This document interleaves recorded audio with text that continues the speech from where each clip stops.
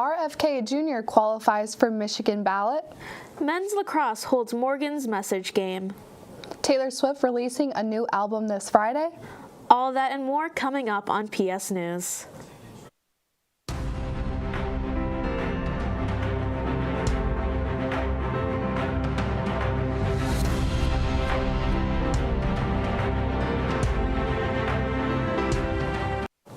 Hello and welcome to PS News. I'm Sylvia Mania. And I'm Alina Landetta. Let's get right into the news. The political plot thickens in Michigan. Independent presidential candidate Robert F. Kennedy Jr. has officially qualified for the Wolverine States ballot this November. Political analysts say Kennedy and his running mate Nicole Shanahan could play a major factor in the battleground state of Michigan. President Joe Biden won Michigan in 2020, as had former President Donald Trump in 2016. In both of those election years, the winning candidate took it by less than 1% of the vote. Earlier this year, the Kennedy campaign gained ballot access in Utah. The Kennedy campaign says it has enough signatures to appear in numerous other states, including Nebraska, North Carolina, and Iowa. Now's the time to rid your cabinets of unused prescriptions and expired medications. The third Friday in April is National Clean Out Your Medicine Cabinet Day. Dispose RX, which makes a home drug disposal solution founded in 2019. The company wanted to raise awareness about the dangers of keeping out-of-date prescriptions or over-the-counter medications. They have been linked to addiction, overdoses, and poisonings. While some medicines don't necessarily expire, their potency can change over time. This applies to medicine for your pets as well. Many pharmacies offer free drop-off and disposal for expired medications. The Plattsburgh men's lacrosse team dedicated Tuesday's game to the life of Morgan Rogers. PS News reporter Zoe Rice has more. Morgan Rogers was a former Duke University lacrosse student-athlete who tragically died after facing mental health struggles. Morgan's Message is a campaign created by her family and former teammates with the mission to normalize conversations about mental health and emphasize the importance of mental well-being in student-athletes. Rachel Lamar is a junior on the Plattsburgh State women's lacrosse team and brought this campaign to our campus. Morgan's Message is a mental health advocacy platform that's built by athletes and for athletes, as they like to say. I think it's really important to have Morgan's Message on our campus just because there's a lot of benefits from having a chapter here. Rachel discovered Morgan's Message through social media. She thought that this was something that we needed to bring to SUNY Plattsburgh student athletes so it was easier to come out about their mental health struggles.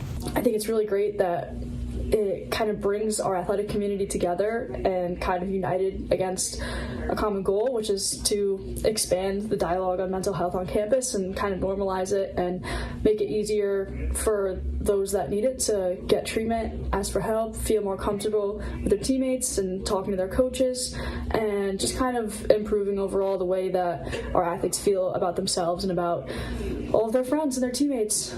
Rachel also emphasizes how poor mental health off the field, ice, or court can affect a student athlete in many different ways. While we're looking at all the achievements of these athletes and, how well they do on the field, that we need to make sure that they're also prioritizing themselves off the field. And not only does that kind of impact, it goes hand in hand, that stuff impacts how you play and how you feel about yourself when you're playing, and it also will impact other aspects of your life. Morgan's Message hosts its next dedication game on Saturday with the women's lacrosse team as they take on the Oswego State Lancers. SUNY Plattsburgh and its athletes continue to honor Morgan's Message.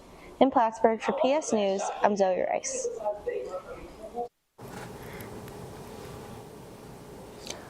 Americans are still dealing with a tough housing market as home sales fall and prices climb. The National Association of Realtors reported existing home sales fell to just over 4 million last month. The decline was felt everywhere except the Northeast, which saw an increase for the first time since November. The median price of an existing home was $393,500 last month, the highest March price on record, and an increase of nearly 5% from a year earlier. Home sales might not rise much higher as the Federal Reserve signals it won't cut interest rates anytime soon.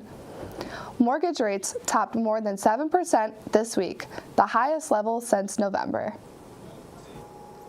Lawyers for the man accused of stabbing 4 University of Idaho's students to death in 2022 plan to use cell phone location records as an alibi.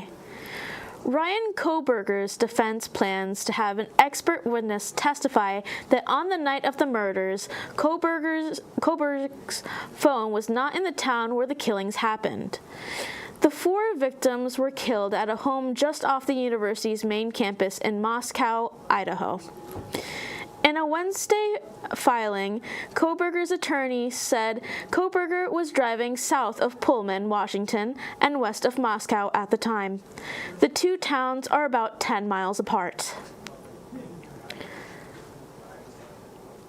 Koberger has pleaded not guilty to 4 counts of first-degree murder and 1 count of burglary. When we return after break, we will have weather and renovations to Memorial Hall. Stay tuned.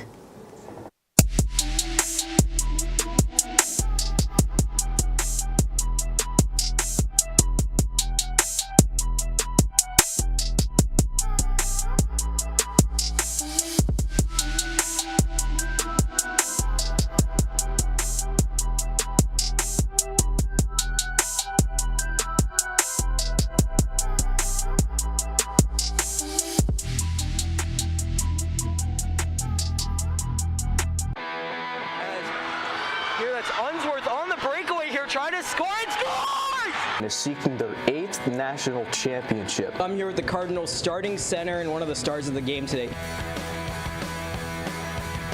Yeah, not a good look. The judges and I have been deliberating. 30s, high is 36. PS News' Jeff Koff looks at one challenge facing renters.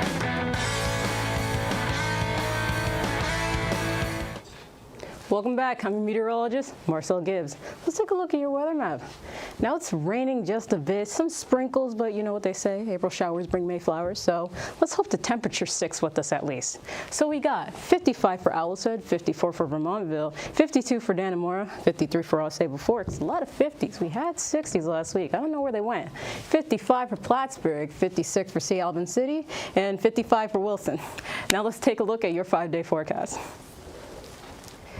Now, it might be cloudy today with a little bit of rain, but it seems sun is in our future. So we got 55 for Friday, clouds, sun is taking a little vacation, don't worry. Saturday it's going to come back a little bit, clouds still hanging around and the temperature dropped by 1 degree, 54, and it ain't getting any higher on Sunday either, but the sun is still there, so I'll take it where I can. Temperature of 52 for Sunday, sun's still there, and it's making a big comeback. Temperature isn't doing too hot though, with the temperature 47 for Monday, but there's no clouds, so I'll take it where I can, and it's going up by 10 degrees Tuesday. Clouds making a comeback. The sun can't pick and choose when it really wants to shine, it seems.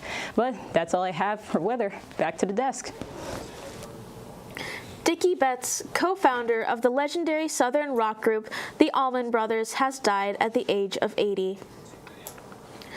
While he often took a backseat to brothers Greg and Dwayne Allman, he's responsible for the band's biggest hit. Betts sang lead and played guitar on Ramblin' Man, the Allman Brothers' only single to chart in the top 10. His style paved the way for others to follow, including Lynyrd Skynyrd, Marshall Tucker, and Charlie Daniels. The Allman Brothers were inducted into the Rock and Roll Hall of Fame in 1995.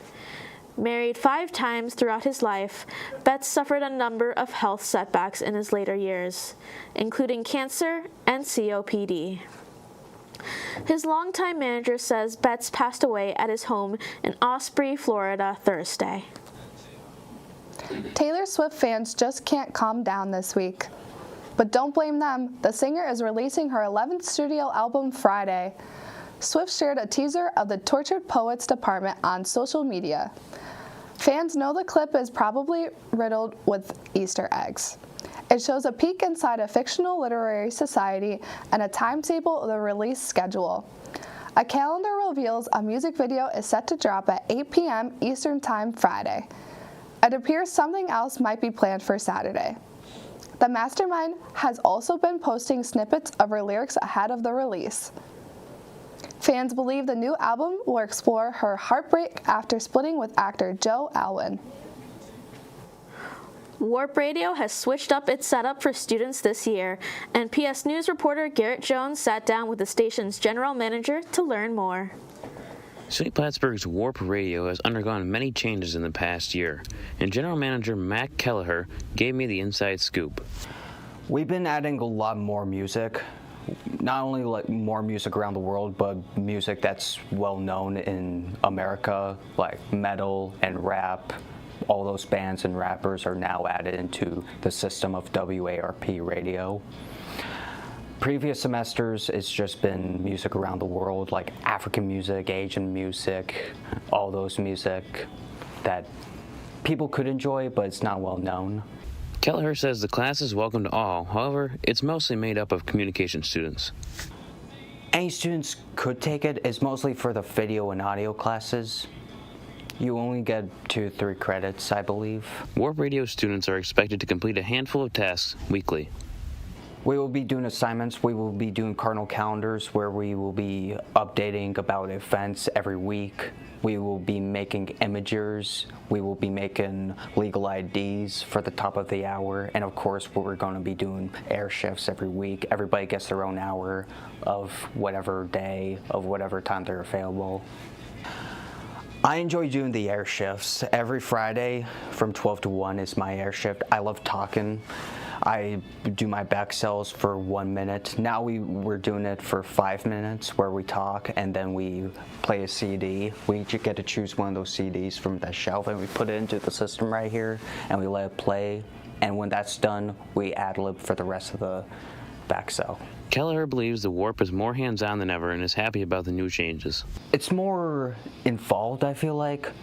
We would only we didn't do cardinal calendars when Kluki was here. I took it with Kluki. We took open book quizzes also. We're not really doing that right now with Bruce.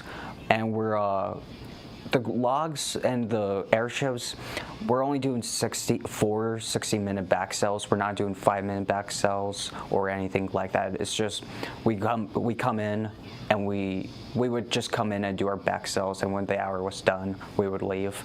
This time, we also have to edit our back cells also. Like when we're done, we would have to go out to the computer, edit them down where it's only our voices talking. We have unedited air checks and edited air checks, and we just have to organize them. Warp Radio's class can be found on My Plattsburgh Degree Works under CMM 209 for crew and CMM 409 for management. Outside of Warp Radio for PS News, I'm Garrett Jones.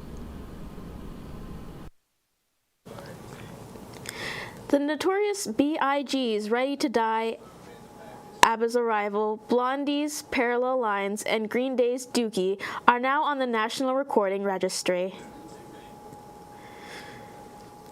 Those tunes, along with Rudolph the Red-Nosed Reindeer, were among the 25 recordings in the Library of Congress, named as Audio Treasures.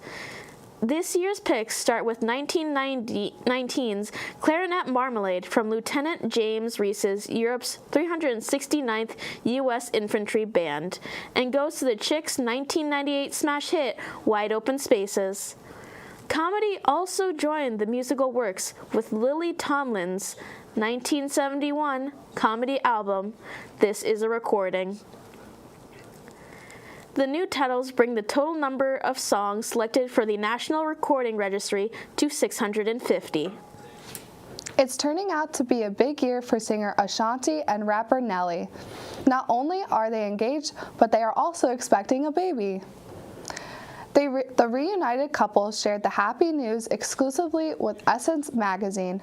Ashanti told the publication that motherhood is something she has always been looking forward to, and sharing the news is an amazing experience. The 43-year-old also shared a video on social media where she announced she was going to need about 9 months to get ready for a performance. In a statement to CNN, the singer says she is, quote, looking forward to being an amazing parent. Ashanti and the 49-year-old Nelly were first linked in 2003, but split up after a decade later. They confirmed last fall that they were back together. When we return after the break, we'll have sports. Stay tuned. Downer is a great option for students just because, one, you get your late night option. It's open, all day during the day. It appeals to so many different students. It appeals to the vegetarians, the vegans, any student that's avoiding gluten. With the Sundowner being right in the ACC, it's a great place for students to come meet their friends between classes, whether they want to get a quick snack, a drink, and just hang out with each other and have a good time. Good atmosphere, good music, good people. Have you ever had a main character moment? I mean, when you first step in front of the camera. I mean, when you ace that exam. When you publish your first novel. When you take that shot. When the moment is yours.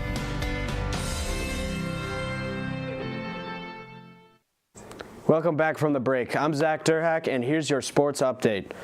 LeBron James is heading to Paris for the Olympic Games. The 39-year-old is anchoring Team USA's men's basketball squad.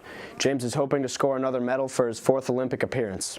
He previously won gold in the 2008 and 2012 games, as well as a bronze in 2004.